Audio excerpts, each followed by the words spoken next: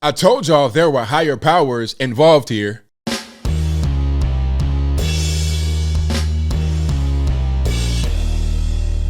How's everybody doing? My name is Anthony Brian Logan, and today we got to talk about the FBI responding to allegations from Mark Zuckerberg that the federales were the ones who informed or suggested or warned that Facebook not publish the Hunter Biden laptop story that came out in October of 2020, right before the 2020 general election. Now, I thought Facebook was a platform, not a publisher, but that's a different story, and I digress.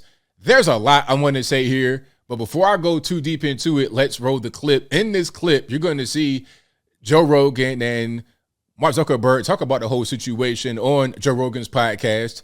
And after we get done watching that, I'll come back. I'll talk about what was said there. Then I'll give you the rest of my 2 cents and my deep, detailed analysis.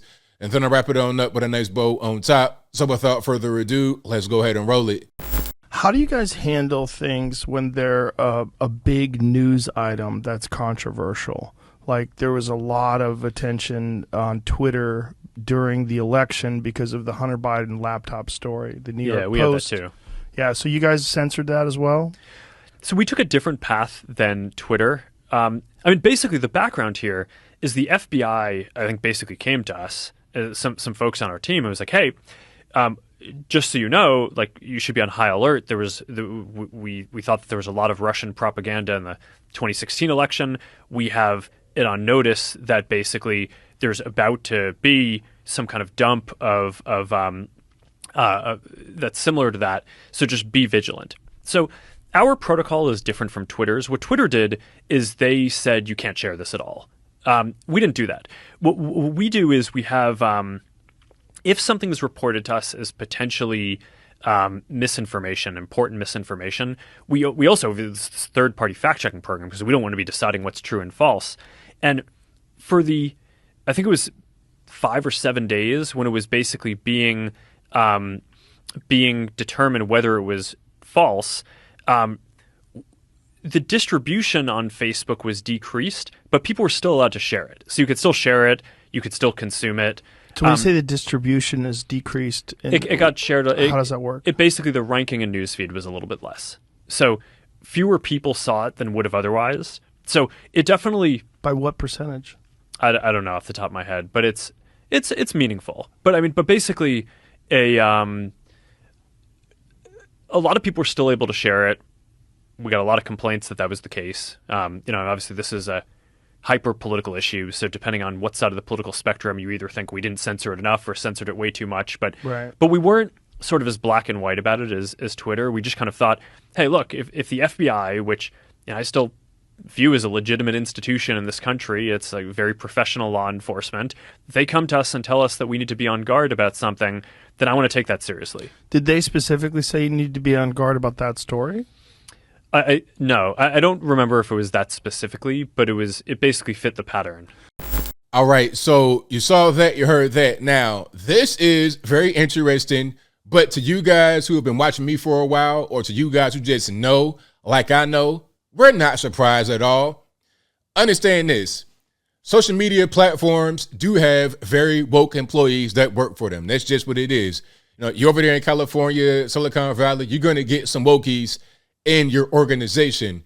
But are they that woke to where they're interfere with the presidential election? I'm not sure that's even a thing you could do over at Twitter, Facebook, Instagram, whatever, if not for the fact that you had to because of some pressure from Washington, D.C. All right. You may want to censor certain posts or suspend somebody, some lower level kind of guy, but you're not going to interfere. You're not going to block a New York Post, one of the oldest papers in the country, backed by billions of dollars, Rupert Murdoch, News Corp. You're not going to mess with them unless you got orders from a higher power. Okay, you're not going to go that far. You may suspend ABL if I say something on Twitter, if I make a crass comment or something. You may suspend me, but the New York Post, we're talking about different levels. I'm not at the level of a New York Post, okay? I'm not 300 years old. You understand what I'm saying?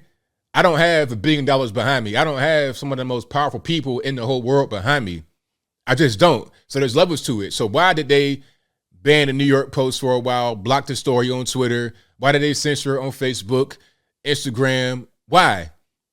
It's because of pressure from up high. Now, as I've said, the FBI responded to these allegations from Mark Zuckerberg and I guess from guys like myself.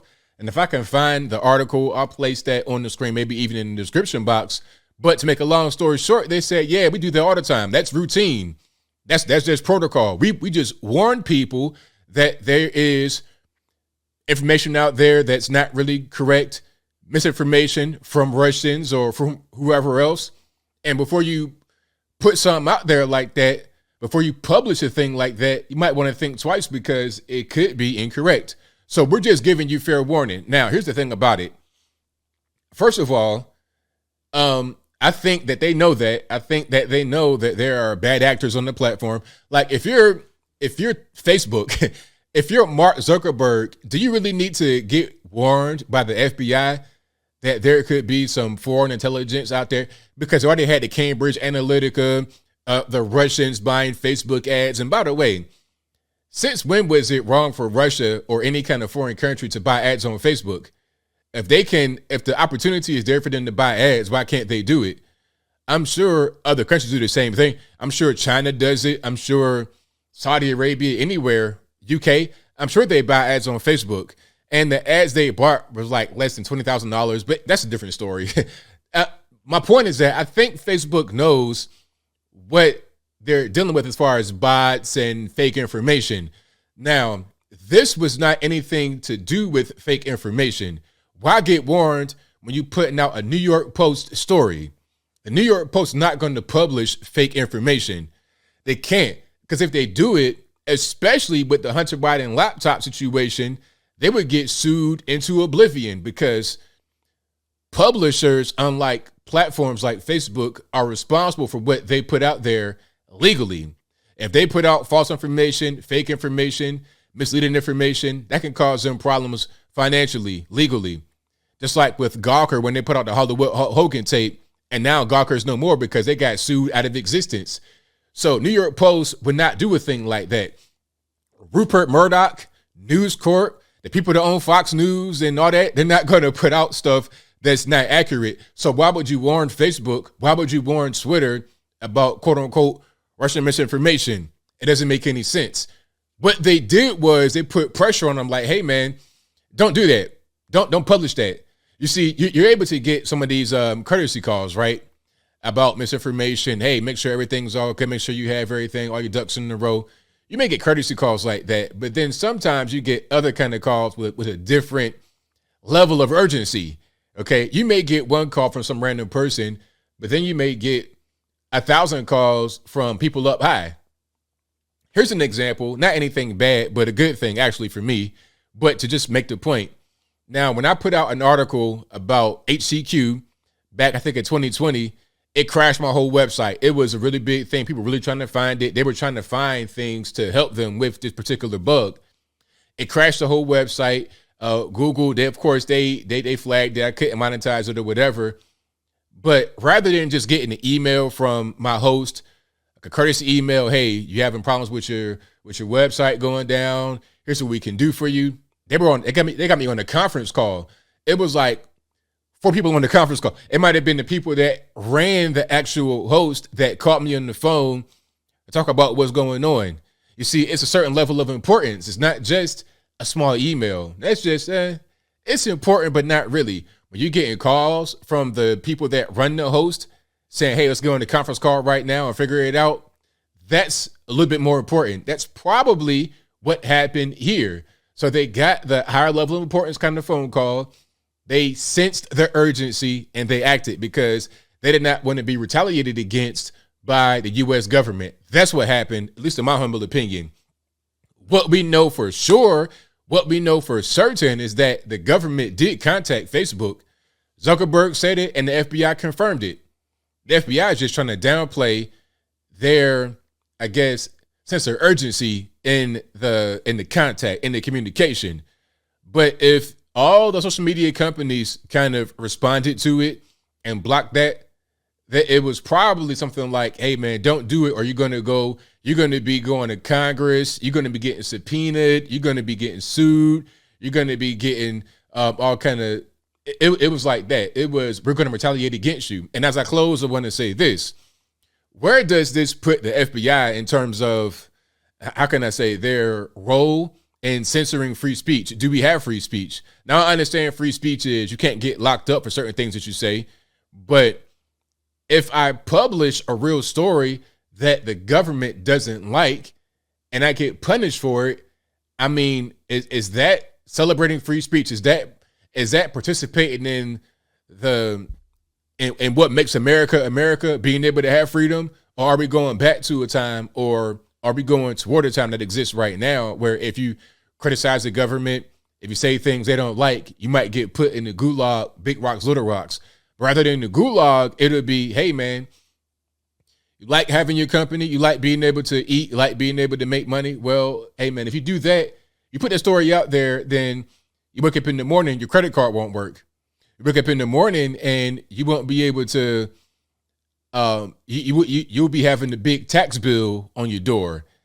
So rather than locking you up and taking you to that extreme, they do other things to punish you. And I think that violates the spirit of free speech.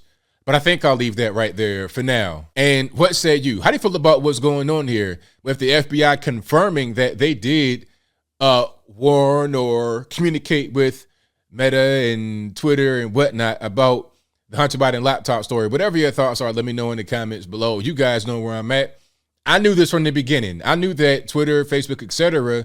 are woke and they will censor certain things, but they wouldn't go this far to censor a legitimate story from a legitimate source. They wouldn't do that if not for the interference of the federal government. That's what happened here. That's exactly why this is going down. And when you see things like this happen a lot, you know why it's going on. It's the U.S. government. One more example, then I wrap it on up.